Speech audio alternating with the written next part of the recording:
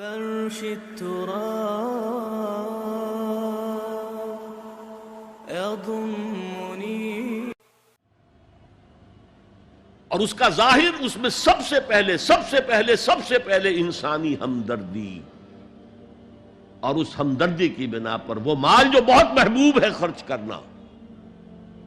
درد دل کے واسطے پیدا کیا انسان کو، ورنہ طاعت کے لیے کچھ کم نہ تھے کروبیاں. اگر یہ نہیں ہے تو کچھ نہیں. حضور نے فرمایا من یحرم الرفق فقد حرم الخیر کلہ. جو شخص دل کی نرمی سے محروم ہو گیا وہ کل کے کل خیر سے محروم ہو گیا. کسی کو دکھ میں دیکھو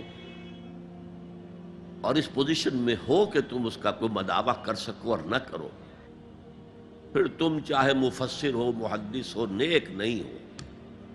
تم عابد ہو سکتے ہو، زاہد ہو سکتے ہو، تم مفسر ہو سکتے ہو، محدث، نیک نہیں ہو سکتے. من یحرم الرفق، رفق کہتے ہیں نرمی. رفیق ہمارا ساتھی، دم ساز. ظاہر بات ہے آپ کو دکھ ہوگا، آپ کے رفیق جو ہے اس کے اپنے دل میں محسوس کرے گا آپ کے درد کو. ہم درد کسے کہتے ہیں؟ ہم درد جن کا درد مشترک ہے. ہم عصر ایک زمانے کے لوگ، ہم جماعت ایک جماعت میں پڑھنے والے ہیں. ہم درد، خنجر چلے کسی پہ تڑپتے ہیں ہم امیر، سارے جہاں کا درد ہماری جگر میں ہے. اگر یہ رفق نہیں ہے، اگر یہ ہمدردی نہیں ہے، اگر کسی کو دکھ میں دیکھ کر آپ تڑپ نہیں اٹھتے، اگر اس کی مدد کرنے پر قادر ہو اور نہیں کرتے تو کل خیر سے محروم ہے. پڑھے جاؤ نمازیں اور تہجدیں، کچھ حاصل نہیں ہوگا. اس پر جو آخری آیت قرآن کی ہے، لن تنالوا البر حتى تنفقوا مما تحبون، اس سے زیادہ کیٹیگوریکل سٹیٹمنٹ اور کیا چاہیے. لن کے ساتھ جو نفی ہوتی ہے فعل مضارع میں، انتہائی مؤکد. ہرگز نہیں پہنچ سکتے نیکی کے مقام کو جب تک کہ خرچ نہ کرو ان میں سے جو چیزیں تمہیں پسند ہیں. قمیض پھٹ گئی ہے، بوسیدہ دے دو کسی کو، یہ نہیں ہے خیرات و صدقات، بلکہ جو تمہیں محبوب ہو. لن تنالوا البر، بر کے مقام تک نہیں پہنچ سکتے. پھر میں کہہ رہا ہوں عابد ہو سکتے ہو، زاہد ہو سکتے ہو، علم کا معاملہ ہے، محدث ہو سکتے ہو، مفسر ہو سکتے ہو، فقیہ ہو سکتے ہو، مفتی ہو سکتے ہو، سب کچھ ہو سکتے ہو. قرآن مجید کی روح سے نیک نہیں کہلا سکتے. وَآتَ الْمَالَ عَلَى حُبِّهِ، اب اس میں جو ترتیب میں نے کہا تھا، الْأَقْرَبُ فَالْأَقْرَبُ، الْأَقْرَبُ فَالْأَقْرَبُ، سب سے پہلے ذوی القربیٰ. اور اس میں اکثر و بیشتر ہم سے کوتاہی ہوتی ہے. دور دراز کے لوگوں کے ساتھ نیکی ہو رہی ہے، سگے بھائی کی بیوہ اور یتیم بچے جو ہیں وہ محروم ہیں. انہوں نے اس وقت یہ کر دیا تھا، یہ کر دیا تھا. ظاہر بات ہے کہ رشتہ داروں سے تو شکایتیں ہوتی ہیں، یہ تو ہمیشہ ہمارے مخالف رہے ہیں جی، ان کی ہم کیسے مدد کریں. اگر تو اللہ کے لیے دینا ہے تو پہلا حق ان کا ہے. من احب للہ وابغض للہ واعطى للہ ومنع للہ، اللہ کے لیے دیا ہے اگر تو اپنے اس نفس کے جو انتقام کا جذبہ ہے اس کو کچلو، اور جس کا سب سے پہلا حق ہے اس کو پہنچاؤ. حق بحقدار رسید، ذوی القربى والیتامى، جو بے سہارا رہ گئے، باپ کا سایہ نہ رہا، والمساکین. مساکین کسے کہتے ہیں؟ مسکنت کہتے ہیں کم ہمتی. آپ کو معلوم ہے آج کل ایک مرض کہلاتا ہے نیورستھینیا. آدمی دیکھنے میں ہٹا کٹا ہے، صحت مند ہے، لیکن اندر سے اس کی کوئی ہمت ایسے جواب دے گئی ہے کچھ کر ہی نہیں سکتا. وہ ہے مسکین. اسی لیے جو فرمایا گیا یہودیوں کے لیے ضربت علیہم الذلۃ والمسکنہ، ذلت کے معنی بھی کمزوری اور مسکنت کم ہمتی، ہمت ختم ہو گئی. تو جو اپنے پاؤں پر نہیں کھڑا رہ سکتا اس وجہ سے کہ اس میں وہ ہمت کم ہو گئی ہے، وہ بھی مستحق ہے. وابن السبیل، اور مسافر. پرانے زمانے میں آپ کو معلوم ہے نہ سرائیں تھیں، نہ کچھ اور تھا، نہ ہوٹل تھے.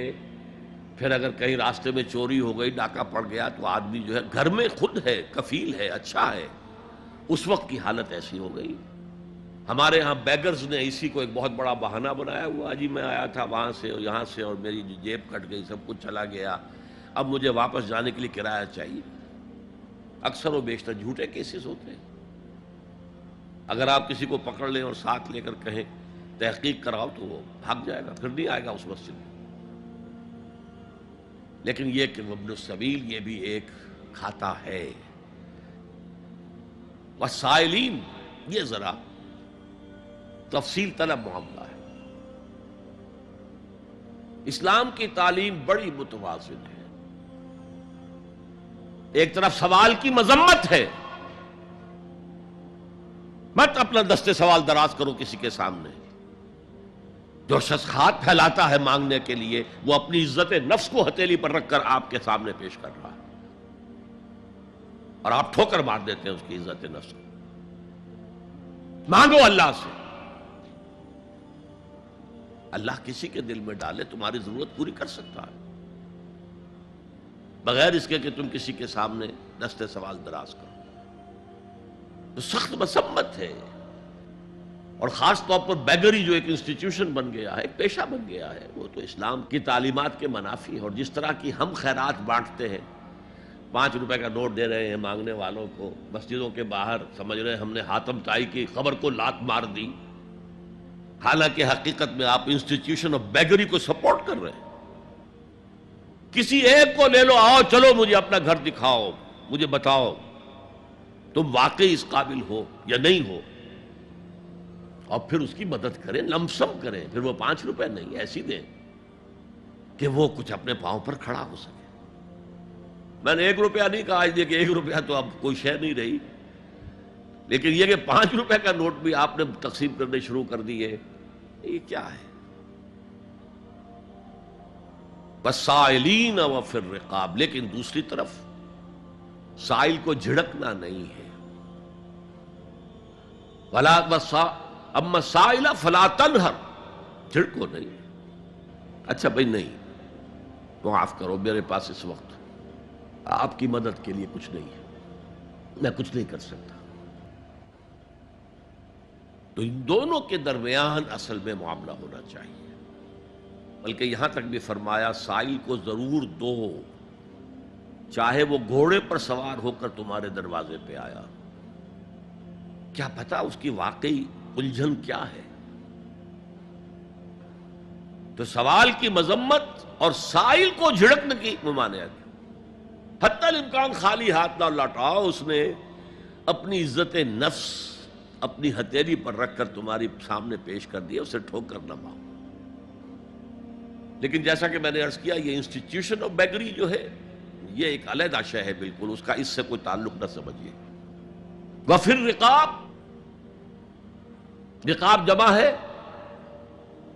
رقبہ، گردن. فک رقبۃ او اطعام فی یوم ذی مسغبۃ یتیما ذا مقربۃ او مسکینا ذا متربہ. فک رقبۃ، کسی کی گردن چھڑا دینا. اس وقت سب سے بڑی اپلیکیشن اس کی تھی غلاموں کو، کنیزوں کو اپنے پیسے سے خرید کر آزاد کر دینا. بہت بڑی نیکی، بہت بڑی نیکی. اور حضرت ابو بکر رضی اللہ تعالیٰ عنہ کے دفتر فضائل میں سب سے اونچا کام یہ ہے کہ جن غلاموں کو، جن کنیزوں کو ستایا جا رہا تھا، their owners, their masters، ان کے آقا کو حق حاصل تھا، جو چاہے کریں ان کے ساتھ، قتل کر دے، کوئی پوچھنے والا نہیں ہے. میں پہلے بھی عرض کر چکا ہوں، میری ملکیت ہے، جیسے میری بکری میری ملکیت ہے، میں نے اس کو ذبح کیا، گوشت کھا لیا، تم کون ہوتے ہو پوچھنے والے؟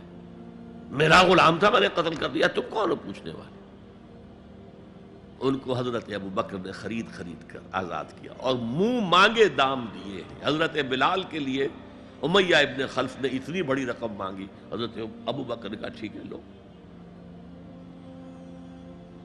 باپ نے کہا بھی، ابو قحافہ نے، ابو بکر کو کوئی غلام خریدنا ہی تھا تو کوئی طاقتور آدمی جو کام آ سکے کہیں، اس کو خریدنا چاہیے. مجھے کیا پتا ابو بکر کس لیے خرید رہا اور کس کے لیے خرید رہا.